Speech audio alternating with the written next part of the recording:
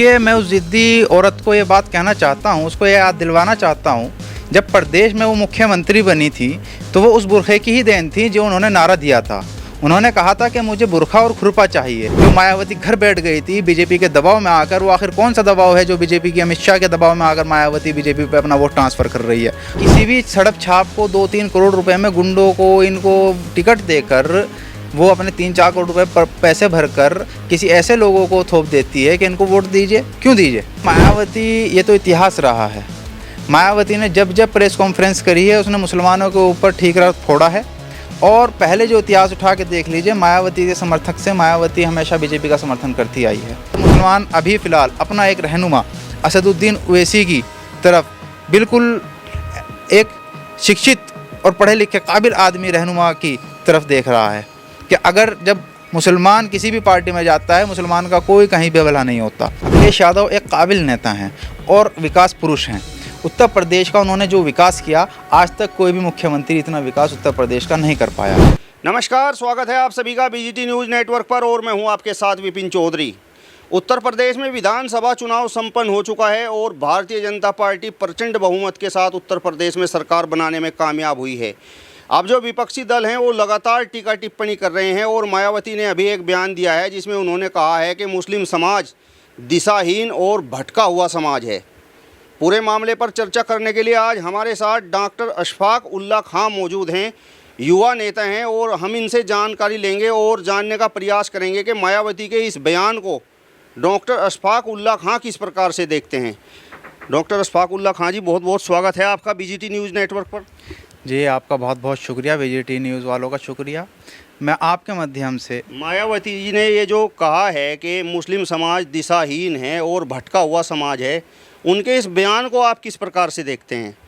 देखिए, मैं उस ज़िद्दी औरत को ये बात कहना चाहता हूँ, उसको ये याद दिलवाना चाहता हूँ, जब प्रदेश में वो मुख्यमंत्री बनी थी तो वो उस बुरखे की ही देन थी जो उन्होंने नारा दिया था। उन्होंने कहा था कि मुझे बुरखा और खुरपा चाहिए।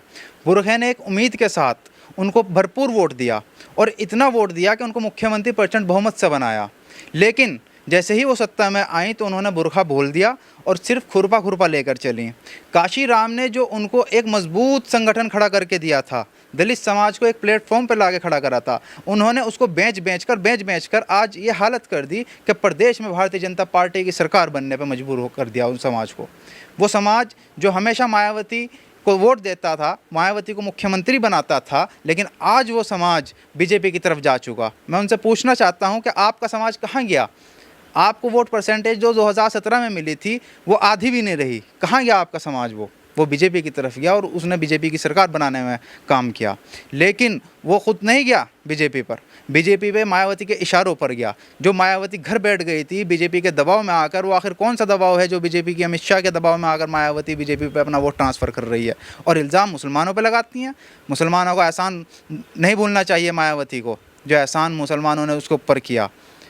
और आने वाले टाइम पर असदुद्दीन ओवैसी जो थे, असदुद्दीन ओवैसी ने चिल्ला कर कहा कि आइए दलित प्लस मुस्लिम संगठन बनाते हैं, इसको मजबूत करते हैं। लेकिन मायावती के अहंकार, वो 5-5 करोड़ 3-3 करोड़ लेकर जो टिकट बेचती है और मुसलमानों पर फिर एहसान भी रखती है, ऐसा नहीं चलेगा। मायावती को आने वाले टाइम में जो सबक मिला, इससे सीख लेके मुसलमानों से माफ़ी मांग कर और मुस्लिम रहनुमाओं के साथ, मुस्लिम नेताओं के साथ मिलकर एक संगठन बनाकर और अच्छे इरादों के साथ आगे चलना पड़ेगा, नहीं तो मुसलमान उसका कोई गुलाम नहीं है। मायावती ने आरोप लगाया है कि आज भारतीय जनता पार्टी उत्तर प्रदेश में सरकार बनाने में जो कामयाब हुई है उसके लिए पूरी तरह से मुस्लिम समाज कसूरवार है, क्योंकि मुस्लिम समाज ने बहुजन समाज पार्टी को वोट नहीं किया। देखिए, आखिर बहुजन समाज पार्टी को वोट क्यों दे मुसलमान? किन मुद्दों पर दे? क्या किसी भी सड़क छाप को 2-3 करोड़ रुपए में गुंडों को इनको टिकट देकर वो अपने 3-4 करोड़ रुपए पर पैसे भरकर किसी ऐसे लोगों को थोप देती है कि इनको वोट दीजिए? क्यों दीजिए? मुसलमान अब शिक्षित हो चुका, मुसलमान अपने भविष्य के बारे में सोच रहा है, मुसलमान अपने फ्यूचर के बारे में सोच रहा है। मुसलमान सोच रहा है कि उसके जो आने वाली नस्ल है वो सरकारी नौकरियों में कैसे लगेगी, उसको शिक्षा कैसे मिलेगी।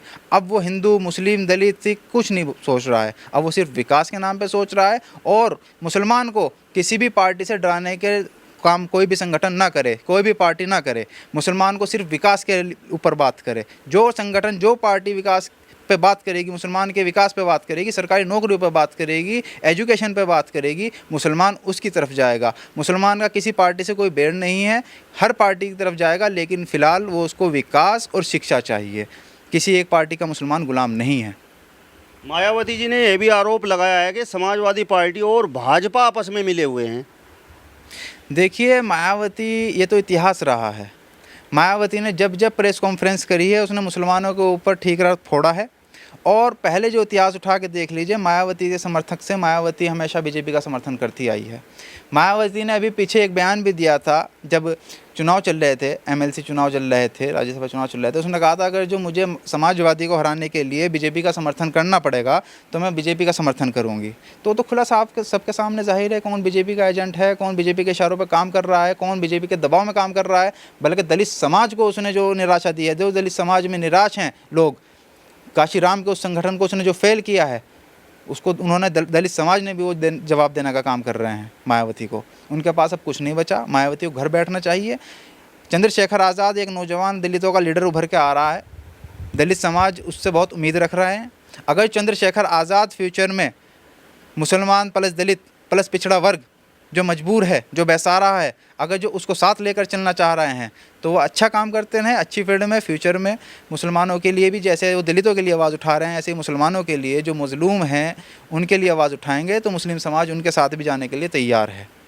और मुसलमान अभी फ़िलहाल अपना एक रहनुमा असदुद्दीन ओवैसी की तरफ बिल्कुल एक शिक्षित और पढ़े लिखे काबिल आदमी रहनुमा की तरफ देख रहा है कि अगर जब मुसलमान किसी भी पार्टी में जाता है, मुसलमान का कोई कहीं भी भला नहीं होता।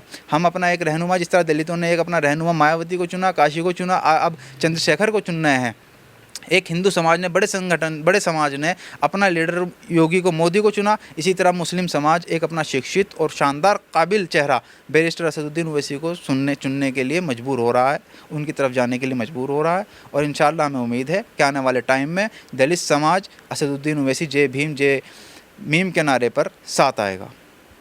आप एक बात बताइए, जिस तरीके से अभी ये विधानसभा चुनाव संपन्न हुआ है, यदि मुस्लिम समाज की मैं बात करूं तो न ही तो इतना वोट भारतीय जनता पार्टी को मिल पाया है, ना ही कांग्रेस को मिल पाया है, ना ही बसपा को मिल पाया है, और ना ही AIMIM को मिल पाया है। समाजवादी पार्टी की तरफ मुस्लिम समाज का जो वोट गया है, मुस्लिम समाज का समाजवादी पार्टी की तरफ रुख करने के पीछे आप क्या कारण मानते हैं? देखिए, उत्तर प्रदेश में आपने सारी सरकार देखी, मुस्लिम समाज ने सारी सरकार देख ली, योगी का राज भी देख लिया, मायावती का राज भी देख लिया, और अखिलेश यादव का भी राज देखा। जो अखिलेश यादव ने उत्तर प्रदेश में जो तारीफ़ की बात है, जो शिक्षित और ईमानदार और अच्छा नेता है, अखिलेश यादव एक काबिल नेता हैं और विकास पुरुष हैं। उत्तर प्रदेश का उन्होंने जो विकास किया, आज तक कोई भी मुख्यमंत्री इतना विकास उत्तर प्रदेश का नहीं कर पाया है। और वो सर्व समाज के नेता हैं। मुस्लिम समाज ने आशा की नज़र से उनको देखा, उम्मीद की नज़र से उनको देखा, और भरपूर वोट अखिलेश यादव को दिया। और अखिलेश यादव को किसी की नफ़रत में या किसी के हराने जराने नहीं, बल्कि विकास के मुद्दे पर अखिलेश यादव को वोट दिया था मुस्लिम समाज ने। मायावती जी ने यह भी आरोप लगाया है कि उत्तर प्रदेश में जो विधानसभा चुनाव संपन्न हुआ है, ये हिंदू मुस्लिम पर चुनाव हुआ। भारतीय जनता पार्टी से डरकर मुस्लिम समाज समाजवादी पार्टी की ओर चला गया और हिंदू भारतीय जनता पार्टी की ओर चला गया। आपको क्या लगता है, ऐसा कुछ हुआ क्या? देखिए, ये बातें तो कहने की हैं। हिंदू वोट, जितना वोट बीजेपी को मिलता है, वो जू का तू वोट बीजेपी की तरफ है। ना वो घटा है, ना वो बढ़ा है। बल्कि जो वोट बढ़ा है, वो दलित समाज का वोट बीजेपी पे बढ़ा है। मैं मायावती से पूछना चाहता हूँ कि मायावती सो रही थी अब तक? क्यों अपने समाज में काम नहीं किया? क्यों अपने संगठन पे काम नहीं किया? ये जो RSS विचारधारा के लोग BSP में बैठे हैं, सतीश चंद्र मिश्रा जैसे लोग बैठे हैं, ये इनके इशारों पे आकर, इनके RSS का जो गाइडलाइन मिलती है, उस गाइडलाइन पर चलकर इन्होंने दलित समाज का भी अपमान किया है, इन्होंने मुस्लिम समाज का भी अपमान किया है। इन्होंने दलित समाज को मजबूर किया बीजेपी में जाने के लिए, सतीश चंद्र मिश्रा के इशारों पर।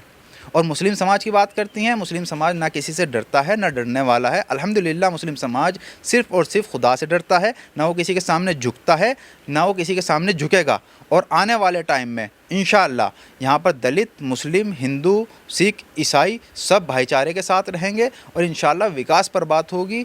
दूसरे देशों के जो हालात चल रहे हैं, आप देखिए देशों में क्या हो रहा है। एक दूसरे पे युद्ध करने के लिए तैयार हैं, वर्ल्ड वार होने के लिए तैयार है। ऐसे में पूरे देश को एकजुट होने की ज़रूरत है।